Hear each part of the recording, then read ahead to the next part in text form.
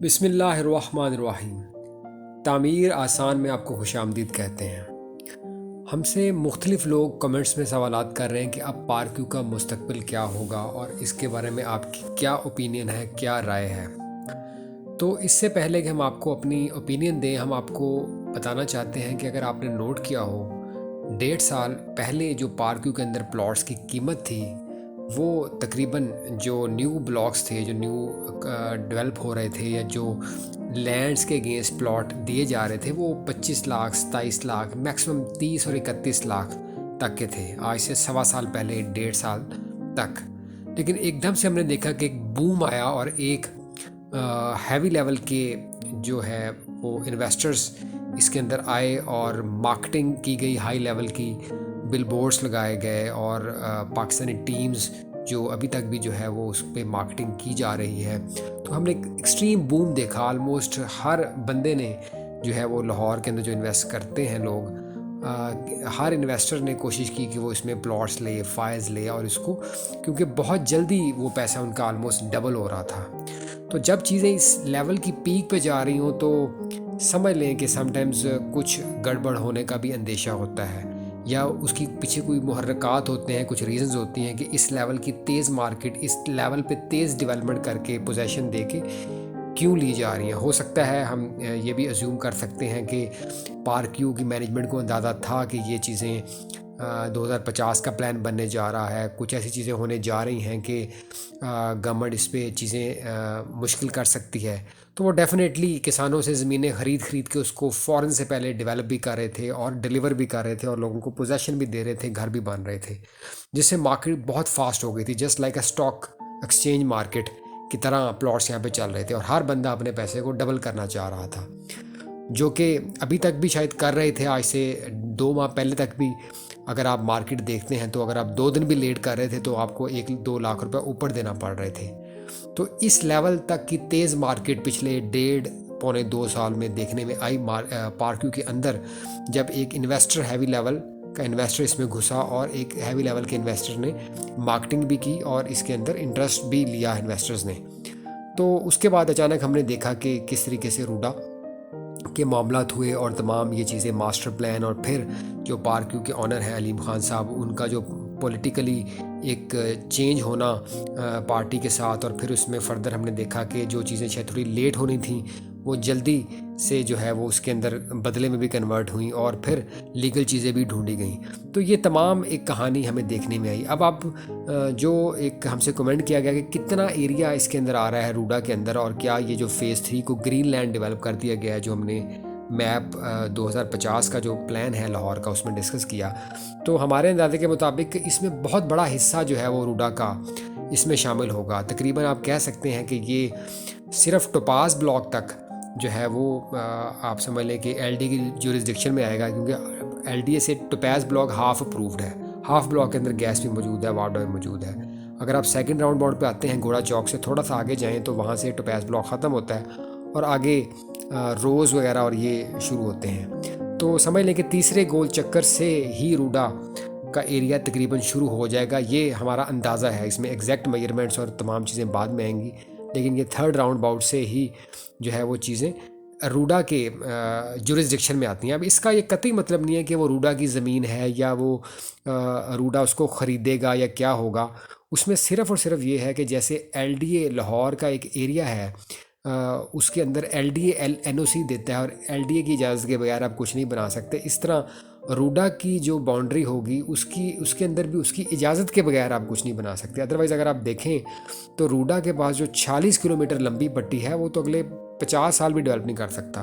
ख़ुद इमरान अमीन साहब ने ये अपने इंटरव्यूज़ में कहा हुआ है कि हम इतनी बड़ी लैंड को डेवलप नहीं कर सकते या हम इतनी बड़ी लैंड को नहीं करेंगे, हम इसमें प्राइवेट डेफिनेटली जो है वो पार्टीज़ इन्वॉल्व होंगी, प्राइवेट पब्लिक पार्टनरशिप होगी। इसका मतलब क्या होता है? इसका मतलब ये होता है कि जिस तरह एलडीए लाहौर के अंदर सोसाइटीज़ को एनओसी देता था, अब रूडा भी अपने एरिया के अंदर एनओसी देगा। अब मसला ये आ रहा है, हमने ये भी सुनने में आया कि पार्क ने शायद जमा करवाया हुआ है, इनको अभी एनओसी नहीं मिल रहा। अभी एनओसी, हमें लगता है कि एनओसी रूडा नहीं दे सकेगा इतनी जल्दी, जब तक रूडा अपनी पूरी मैपिंग नहीं करता, पूरा इतनी बड़ी लैंड के प्लान को नहीं बनाता। और अगर हम इस प्लान की बात करते हैं कि जी क्या इतनी जल्दी प्लान बना सकेगा, तो हमें नहीं लगता कि इस लेवल पे प्लानिंग अभी अगर तो हुई पड़ी है तो इनको अप्रूव करवाना चाहिए। अदरवाइज़ जितना टाइम अब लाहौर ने लिया है इन्होंने प्लान बनाते बनाते कि 2050 तक हम ये चीज़ें करेंगे, तो अगले 5 साल तक भी अगर ये बनाते रहते हैं और उसके बाद एनओसी जारी करेंगे तो तब तक तो हमारा नहीं ख्याल कि इसमें पार्क रुकेगा।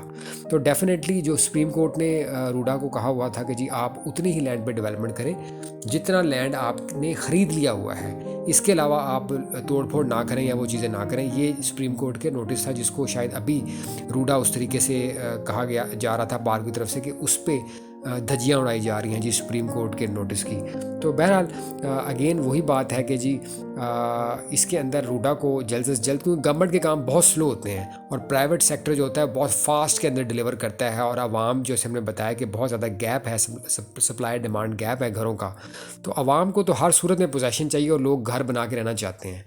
तो हमने आपको बताया कि फ्यूचर क्या होगा। फ्यूचर डेफिनेटली अगर 1.5-2 साल में यहाँ पे प्लॉट डबल हो रहे थे तो इतनी तेज़ी से प्लॉट की कीमत नहीं बढ़नी चाहिए, हम ये समझते हैं। और इन्वेस्टर्स को शायद हमारी बात बुरी लगे, लेकिन इतनी तेज़ी से प्लॉट की कीमत बढ़ना जो है वो भी जो है उनके लिए, जो रेजिडेंट्स हैं, जो रहना चाहते हैं, जो घर बनाना चाहते हैं, उनके लिए ज़मीन जो है उनकी पहुंच से दूर होती जा रही है। तो इस लेवल पे इस ट्रेडिंग करना प्लॉट्स की और इतनी तेज़ी से करना और इस तरीके से उनको मार्केट करके इतना ऊपर ले जाना कि लोगों की पहुंच से दूर हो जाए, वो भी थोड़ा सा एक इनजस्टिस फील होता है। तो पार्क व्यू का फ्यूचर हम यही अज्यूम कर सकते हैं कि पार्क व्यू के अंदर डेफिनेटली अभी तो आप फ़िलहाल भूल जाएं कि फ़ौरन से पहले अप्रूवल आएगी, कोई गैस आ जाएगी यहाँ पे, कोई वापडा की बिजली आएगी, तो ऐसा तो नहीं होगा।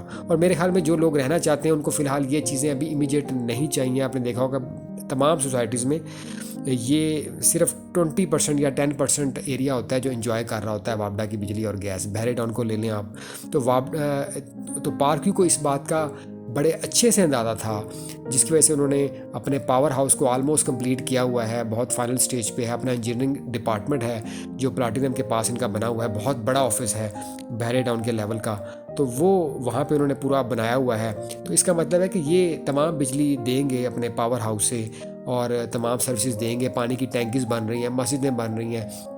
तो इस तरीके से रेजिडेंट्स के लिए बहरहाल ये है कि अब जो ज़मीन है आने वाले महीनों में वो ज़मीन अपने सिस्टमेटिक तरीके से ऊपर जाएगी। जो एक बहुत बूम आ रहा था, हर 2 माह बाद 5-5 लाख बढ़ रहे थे प्लॉट्स की कीमत और हर बंदा इस गंगा में जो है वो हाथ धो रहा था, अब वो चीज़ नहीं होगी। जो दूसरे सवाल का जवाब हमें कमेंट में आया कि जी हमें बताएं कि फ्यूचर क्या होगा।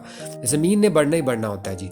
ये जितनी भी ज़मीन पे डेवलपमेंट कर रहा है पार्क व्यू, वही कर रहा है जो उन्होंने ख़रीद ली हुई है, जो रजिस्ट्री अलीम खान साहब के नाम पे है, उस पर डेवलपमेंट कर रहा है। उस पर डेफिनेटली रूडा इनको रोक रहा है बार बार। हमने अभी भी सुनने में आ रहा है कि जी 2-3 दिन पहले भी दोबारा शायद ओवरसीज़ में एक दिन काम रुका है, और यानी कि 4 नवंबर 5 नवंबर को ये रुका है काम यहाँ पे, तो एक दिन के लिए, क्योंकि रूडा उसमें प्रेशराइज़ करेगा कि अगर आपने लैंड ख़रीद ली हुई है तो आप उस पर डेवलपमेंट नहीं कर सकते। आप उस पर फसलें उगाएं लेकिन आप उस पर घर नहीं बेच सकते। अभी हम उसकी प्लानिंग करेंगे या हम उस पर काम होगा, जब आप हमसे इजाज़त लेंगे तो तब आप कर सकते हैं। लेकिन पार्क व्यू ने चूँकि सुप्रीम कोर्ट के नोटिस को मद्देनज़र रखते हुए वो डेवलपमेंट करता जा रहा है और वो डिलीवर करता जा रहा है और वो आगे बढ़ता जाएगा, जो हमें लग रहा है पार्क व्यू नहीं रुकेगा। अब पार्क व्यू को अपनी साख बरकरार रखने के लिए सिर्फ 2 ही चीज़ें करनी होंगी कि वो जो पहले भी करता है कि वो तेज़ी से डेवलपमेंट करता जाएगा और लोगों को डिलीवर करता जाएगा, पोजेशन देता जाएगा, पानी की टैंकीज बना के पानी दे रहा है, बिजली को अंडरग्राउंड दे रहा है, जनरेटर रख के बिजली दे रहा है। इसके अलावा जो बड़ा पार्क व्यू काम कर सकता है कि कुछ बड़े मोनूमेंट्स बना सकता है, जैसे बहरिया टाउन ने आईफल टावर बनाया, कुछ और चीज़ें बना के चीज़ें मज़ीद मार्केट में वो करता जाए। और लोग को चूँकि इतनी घरों की डिमांड ज़्यादा है कि लोग जो है वो चीज़ों को भूल जाते हैं, लोग बहुत ज़्यादा स्टडी नहीं करते। अगर लोगों को ऑन ग्राउंड चीज़ मिल रही है, घर बना हुआ है, चीज़ें हैं, तो लोग फ़ौरन से पहले दे के पैसे शिफ्ट होते हैं। तो सूरत हाल इस तरीके से चल रही है, जिसका अदराक शायद गवर्नमेंट उस तरीके से नहीं ले रही है, उस तरीके से तेज़ डेवलपमेंट नहीं हो रही। तो बहरहाल जी अगेन तीसरे गोल चक्कर से आगे तमाम जो है वो रूडा के अंडर आएगा और रूडा उसकी आहिस्ता आहिस्ता इनको देगा इजाज़त। लेकिन बहरहाल अगेन सबसे जो बड़ी बात है कि आप इसके अंदर जो है वो बड़ा इन्वेस्टर जो है वो बाहर निकलेगा, और वो शायद उस तरीके से आप इसमें नहीं कर सकते कि आप 10 फाइल्स लेके रख लें और बड़ी तरीके से होंगी। जो लोग घर बना के रहना चाह रहे हैं, हमें जो लगता है अपेरेंटली कोई ऐसा बड़ा इशू नहीं होगा। जो अभी ब्लॉक्स बिल्कुल डेवलप होने जा रहे हैं ओवरसीज़ वगैरह, उसमें भी फ़ौरन घर ना बनाएं। जो पीछे हैं डायमंड, प्लाटिनम, बाकी जगहों पे आप बनाएं। आपको पानी भी मिल रहा है, आपको बिजली भी मिल रही है, आपको तमाम चीज़ें, कूड़ा उठाने वाले तमाम हर चीज़ सफाई हो रही है, आपको पार्क्स मौजूद हैं, सिक्योरिटी मौजूद है, यहाँ पर तमाम चीज़ें हम देख रहे होते हैं कि यहाँ पर मौजूद हैं। तो उस लिहाज से तो आपको मिलता रहेगा। लेकिन अगर आप चाह रहे हैं कि आपका पैसा डबल होना शुरू हो जाएगा, तो वो शायद अभी इतनी जल्दी हमें नज़र नहीं आ रहा कि अगले 6 माह में मार्केट रिवाइव हो। तो हम उम्मीद करते हैं कि हमारे लिए, तमाम लोगों के लिए जो रहना चाहते हैं, उनके लिए तामीर आसान से आसान हो, और तामीर आसान इस सिलसिले में आवाज़ बुलंद करता रहेगा कि घर जो है और प्लॉट जो है वो आम आवाम की पहुंच में आ जाए। और इंशाल्लाह इसी तरह की हम आपको मज़ीद मालूमात से आगाह करते रहेंगे। आप हमारे चैनल के साथ जुड़े रहें और सब्सक्राइब करना काइंडली ना भूलें। Thank you so much for watching. Take care. अल्लाह हाफ़िज़।